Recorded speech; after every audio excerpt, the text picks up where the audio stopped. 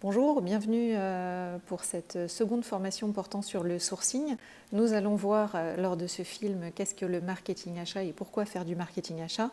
Tout d'abord, ce que l'on entend par marketing achat, c'est bien toute la phase amont, c'est-à-dire le sourcing, le benchmark, la définition du besoin, la veille, donc tout ce qui est en lien sur le travail avec le besoin dans la phase amont du processus achat. Qu'est-ce qu'une étude de marché? Eh bien, l'étude de marché, je vous ai parlé lors du premier film des familles, sous-familles et segments d'achat. Eh bien, c'est une étude qui porte sur une famille ou sur un segment d'achat. Si je reprends mon exemple du gazon, lorsque l'on a fait une étude de marché sur ce gazon, les questions qui ont été posées, c'est de savoir quels sont les fournisseurs identifiés sur ce segment d'achat, quels sont les types de produits qu'ils proposent, quels sont les services associés également à ces produits et quels sont leurs niveaux de prix. Donc l'étude de marché, elle n'est pas systématique à chaque consultation. L'étude de marché correspond à une famille ou un segment d'achat, plutôt un segment d'achat, et elle dépend aussi du caractère évolutif du besoin. C'est-à-dire que, par exemple, mon gazon, ce n'est pas un besoin très évolutif. Par conséquent, on a fait une grosse étude cette année. La prochaine étude sera probablement dans 3 ans, dans 4 ans, sauf à dire qu'il y a une super innovation qui soit sortie sur le marché, mais auquel cas c'est quelque chose qui n'est pas forcément très évolutif. Si par contre vous êtes sur un secteur qui évolue fortement, type produits informatiques, eh bien là, il faudra peut-être faire une étude de marché annuelle. Mais c'est souvent pas le cas pour la plupart des besoins que nous avons et une étude de marché peut être valable 1 an, 2 ans, 3 ans. Je vous ai donné des exemples en fait de questions que vous pouvez vous poser sur le produit, sur l'entreprise, sur le niveau de concurrence et sur les niveaux de prix lorsque vous faites votre étude de marché. Par ailleurs, vous avez en annexe au film numéro 2 une grille d'études de marché qui a été faite par UniAchat, donc c'est par les hôpitaux, qui vous donne un exemple en fait de ce que peut être une grille d'études de marché. Vous retrouvez dans cette grille la question qui est intéressante, c'est est-ce que le nombre de fournisseurs est plutôt à la hausse ou à la baisse? Est-ce que la production est plutôt à la hausse ou à la baisse? Effectivement, si ces deux indicateurs sont à la baisse, cela signifie que c'est un secteur qui est plutôt en crise et il va falloir être vigilant. Donc voir s'il faut trouver des solutions alternatives ou peut-être pas contractualiser sur une durée trop longue. Donc là, dans les questions que vous pouvez vous poser, il y a effectivement tout ce qui est sur le produit lui-même, quelles sont les variétés de produits, l'étendue de la gamme, les niveaux de garantie. Est-ce qu'ils sont fabricants ou distributeurs? Quel est leur niveau d'implantation? Est-ce qu'ils ont un rayonnement local, régional ou international? Quelle est leur part de marché? Qu'est-ce qu'ils représentent? Quels sont les acheteurs avec lesquels ils travaillent le plus? Est-ce qu'ils sont plutôt tournés vers le public ou vers le privé? Et quel est le niveau de prix et l'évolution, l'évolutivité de ce prix? Par ailleurs, il est intéressant de connaître le cycle de vie du produit. Comme vous le savez, quand on est sur un produit en phase de lancement, effectivement, il y a toute la recherche et le développement qu'il faut amortir. Les coûts sont assez élevés sur la phase de lancement et la phase de croissance, jusqu'à atteindre la phase de maturité. Dans la phase de déclin, là, les coûts baissent et il peut être intéressant et ça peut être un bon moment pour faire des gains. La technologie est peut-être vieillissante, mais vous n'avez pas forcément besoin toujours d'une technologie nouvelle et ça peut être l'opportunité de faire donc des gains intéressants. Je vous donne un exemple. J'ai acheté pour la ville de Paris des portiques de sécurité, des portiques anti-vol qui sont installés dans les bibliothèques. Vous savez, c'est ce système en fait de portiques qui sonnent quand vous passez avec un livre notamment. Donc ces portiques, à l'époque, il y avait 2 technologies. La technologie RFID, donc la nouvelle qui était en phase de lancement, donc très chère, et la technologie électromagnétique, qui était celle vieillissante, qui était plutôt en phase de déclin. Le travail que l'on a mené avec les acheteurs, c'était effectivement d'attendre le plus possible que la RFID soit en phase de maturité et voir pendant combien de temps on pouvait tenir avec l'électromagnétique. À un moment donné, effectivement, l'étude nous a montré que si on relançait un marché de 4 ans, on allait être en difficulté parce que les nouveaux techniciens n'étaient pas formés pour la maintenance de ces matériels électromagnétiques.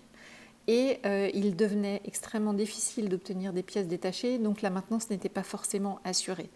On a fait le choix, parce que 72 bibliothèques, donc pas forcément le budget, pour changer de technologie sur l'intégralité des établissements, de garder certains établissements avec cette technologie vieillissante en sachant que quand le portique tombait en panne, eh bien, il n'y a pas de réparation possible et on procéderait dans ces cas-là au changement. Donc ça nous a permis effectivement de lisser le taux de renouvellement sur plusieurs années afin d'avoir un impact plus limité sur notre budget. Ensuite, vous pouvez effectivement, toute cette démarche de sourcing peut vous permettre de voir si vous souhaitez éviter les intermédiaires. Donc acheter directement à un fabricant. On ne parle pas que de ça non plus pour l'alimentation. Certes, il y a l'alimentation, de voir si on peut acheter en direct ou pas. Mais vous pouvez voir également si vous avez affaire à un fabricant ou un distributeur. Je vous donne un autre exemple. J'ai acheté du linge à plat pour les crèches notamment. Linge à plat, c'est-à-dire tout ce qui est draps et serviettes, 450 crèches à la ville, un peu plus. En 2011, il y a eu une explosion du cours du coton. J'avais 2 lots géographiques, un lot avec un fabricant et un lot avec un distributeur. Très honnêtement, à l'époque, on ne s'est pas posé la question de savoir s'ils étaient fabricants ou distributeurs. Sauf qu'au moment de la crise, le fabricant subit de plein fouet la crise et donc ne pouvait plus assurer en fait, les livraisons au prix du marché. Par ailleurs, j'ai compris que ma formule de révision de prix n'était vraiment pas la bonne. Donc le fabricant, j'ai dû mettre fin au marché immédiatement. Par contre, le distributeur, il a des sources d'approvisionnement variées. Il peut avoir des stocks et donc il se prend, lui, la hausse en décalé. Donc il a été possible avec le distributeur de maintenir le marché pendant de nombreux mois, me permettant de repasser une nouvelle consultation plus adaptée. Donc, fabricant, distributeur, en fait, à vous de voir, au regard de l'objet du marché, au regard des risques et de vos contraintes, il peut être plus intéressant de passer avec l'un ou avec l'autre. Et ça, vous l'identifierez au moment du sourcing. Ensuite, vous devez pouvoir vous adapter aussi en fonction des structures de marché. Je vous ai mis un petit panel de vocabulaire assez joyeux entre les oligopsaumes, les oligopoles, les monopoles, etc. Donc ça, je vous laisse en prendre connaissance. Ce que l'on remarque surtout, c'est que que ce soit acheteur public ou acheteur privé, quand on se retrouve dans des situations de monopole, c'est plutôt du fait de notre cahier des charges.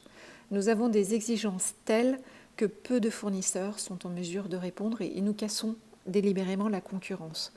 Donc l'idée, à travers ce sourcing, c'est de faire en sorte que le cahier des charges soit suffisamment ouvert pour avoir certes des offres de qualité, mais en tout cas que la concurrence puisse jouer au maximum.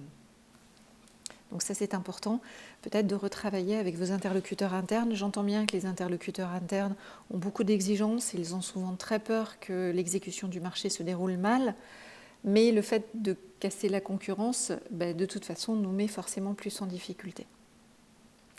Donc l'étude de marché, on travaille sur un segment d'achat. Le sourcing correspond à aller chercher la personne, trouver le fournisseur qui est capable au mieux de répondre à mon besoin et de trouver d'identifier en fait tous ces fournisseurs qui seront capables de répondre à mon besoin.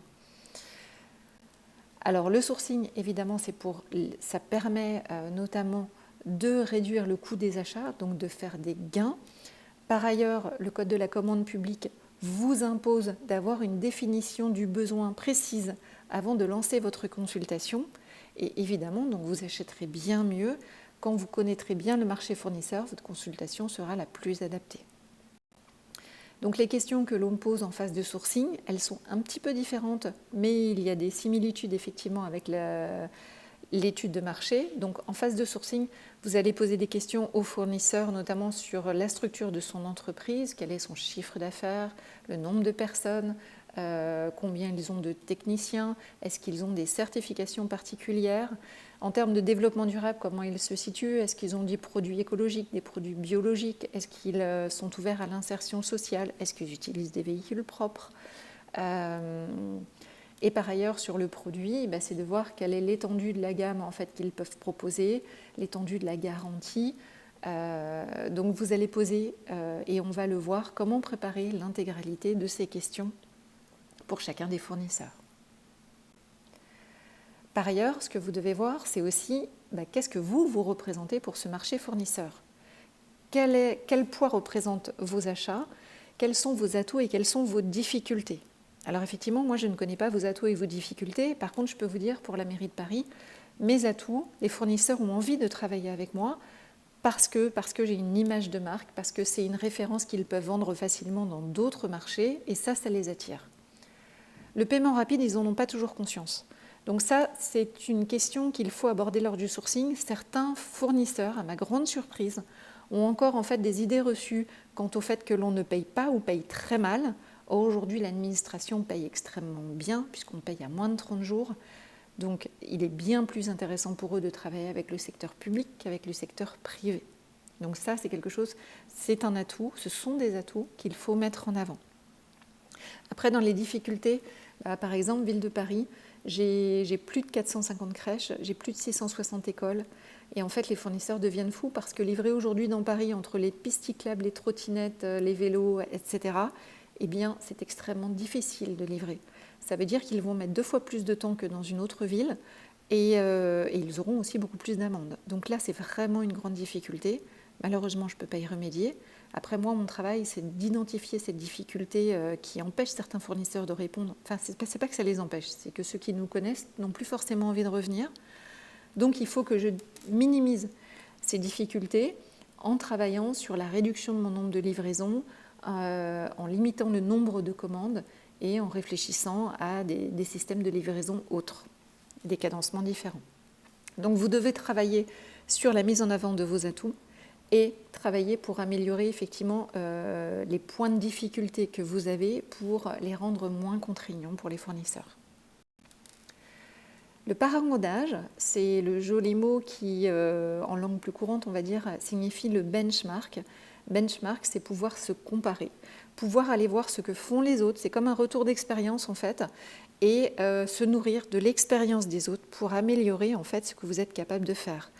Je vous donne un autre exemple. Mes problèmes de livraison, comme vous avez compris, c'est un problème assez récurrent.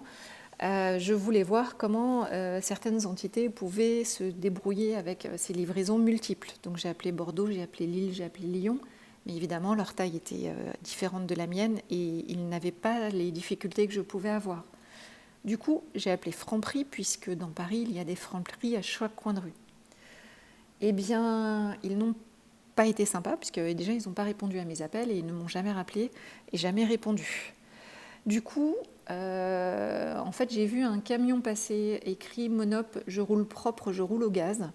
Et je me suis dit, bon, testons Monoprix. Et là, Monoprix, ils ont été particulièrement sympathiques. C'est-à-dire qu'ils étaient ravis en fait de cette démarche, surtout d'une grosse collectivité telle que la ville de Paris. Ils nous ont invités dans leurs locaux, ils nous ont fait visiter leur plateforme logistique pour voir effectivement comment ça se déroulait. Et ils étaient vraiment très à l'aise pour nous fournir un maximum d'informations et ils étaient vraiment dans une situation d'échange. Donc le benchmark, ça peut être intéressant et on se nourrit de l'expérience des autres, pas forcément sur des entités qui sont très similaires aux vôtres, ça peut être des entreprises privées à partir du moment où ils ont des problématiques similaires aux vôtres.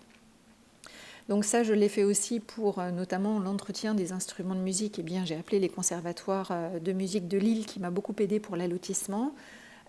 Concernant les marchés d'abonnement, j'ai appelé Toulon qui m'a été d'une aide vraiment précieuse. Donc il ne faut pas hésiter à appeler les acheteurs qui sont toujours très disponibles et très favorables au partage d'informations. Si vous manquez d'idées, vous allez sur le BOMP, vous téléchargez les dossiers qui sont similaires aux vôtres. Vous avez le nom du contact de l'acheteur qui a passé le marché, n'hésitez pas à les appeler. Et en général, ça se passe plutôt bien. Je vous ai indiqué les différents types de benchmarks que vous pouvez rencontrer. Quand vous êtes une grande entité, on parle de benchmark interne pour se comparer avec d'autres services. Mais dans le cas présent, on parle plutôt de benchmark compétitif, c'est se comparer par rapport, non pas à des concurrents, mais par rapport à des établissements un petit peu similaires. Ensuite, vous devez faire une veille en fait, sur les différents marchés, c'est-à-dire veille technique, économique ou juridique, c'est-à-dire récupérer régulièrement de l'information pour se tenir au courant de l'évolution, notamment juridique, donc l'évolution de la réglementation, mais l'évolution technologique aussi sur certains produits, et il est intéressant de se tenir informé. Donc j'entends que c'est parfois très difficile parce que vous êtes noyé sous des mails, des lettres d'information. Alors effectivement, ça peut être pénible. mais vous pouvez très bien sélectionner en fait les newsletters qui sont les plus intéressantes pour vous et qui vous permettent de vous maintenir informé. Ça peut être le CFPA sur la réglementation. Notamment, moi j'ai gardé des newsletters qui étaient liés à des aires de jeu, puisque j'achète des aires de jeu pour les enfants qui sont installés dans les squares et jardins. Eh bien, les aires de jeu, il y a des innovations régulières dans ce secteur. Et je trouve ça vraiment intéressant de garder cette newsletter pour me tenir informée. Et là où j'ai découvert qu'il y avait des aires de jeu en maïs recyclé, voilà, ça m'a permis de voir d'une part que ça existait et de voir comment ça évoluait dans le temps. La veille, ce n'est pas que la newsletter, c'est aussi accepter de rencontrer des fournisseurs, même quand vous ne lancez pas de consultation, juste pour qu'ils vous présentent leur savoir-faire, leurs innovations et leurs produits, pour éventuellement les recontacter lors du lancement d'un marché bien plus tard. Donc voilà, laissez la possibilité aussi aux fournisseurs de vous rencontrer et d'avoir un échange. D'ailleurs, si ce n'est pas dans le cadre d'un marché, l'échange sera probablement plus posé et ça peut être intéressant. Je vous ai remis en fait sur ce schéma l'intégralité du processus achat pour qu'on puisse revoir, qui part bien de l'analyse du besoin, l'analyse et la définition du besoin, l'étude du marché fournisseur, le choix de la stratégie d'achat, tout ça pour ensuite lancer la consultation jusqu'à la notification et l'exécution du marché. Donc ce que nous voyons vraiment ici, c'est les deux premiers rectangles qui sont la phase amont, qui est la plus importante pour générer des gains dans vos consultations. Vous trouverez d'ailleurs en annexe, je vous ai mis 2 exemples de fiches stratégie d'achat que nous réalisons à la ville de Paris. La stratégie d'achat, c'est quoi ? C'est les préconisations que prend l'acheteur au regard d'un besoin, au regard d'une étude qu'il a menée en amont et au préalable pour mieux lancer sa consultation. Donc là, c'est vraiment le document que je vous présente, c'est pareil, c'est à titre d'exemple. C'est un document de synthèse qui met en valeur le travail de l'acheteur sur toute cette phase amont. Et suite à cette étude, il en découle ses préconisations pour le prochain marché. Les préconisations, elles portent sur notamment l'allotissement. Donc quel allotissement est le plus pertinent au regard du marché fournisseur? Quels sont les critères à mettre en œuvre pour mieux sélectionner l'offre économiquement la plus avantageuse? Quel est le type de pénalité que je vais mettre? Quelle est la formule de révision de prix que j'indique?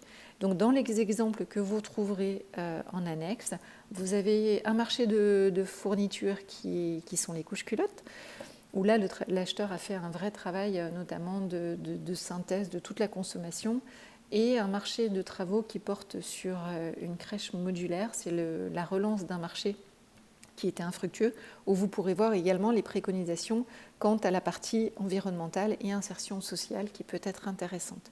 Si vous avez des questions, vous pouvez me les poser via le forum et je vous répondrai. Donc c'est tout pour ce film numéro 2. À bientôt pour le film numéro 3. Bonne continuation.